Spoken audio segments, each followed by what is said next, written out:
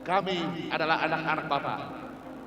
Kami sekali lagi akan berada di barisan Bapak.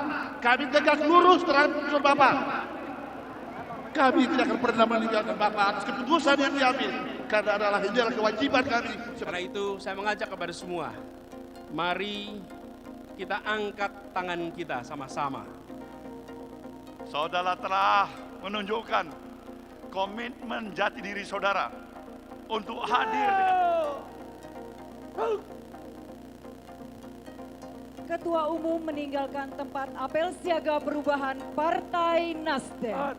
Kita antar Ketua Umum Partai Nasdem dan calon Presiden 2024 Bapak Anies Baswedan dengan lambaian tangan dan tepuk tangan penuh semangat.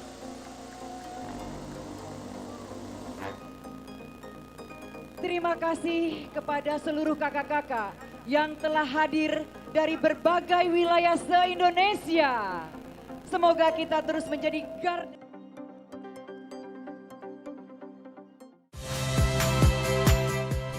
Saya Muhammad Syahreza. Saksikan program-program Kompas TV melalui siaran digital, pay TV, dan media streaming lainnya. Kompas TV, independen, terpercaya.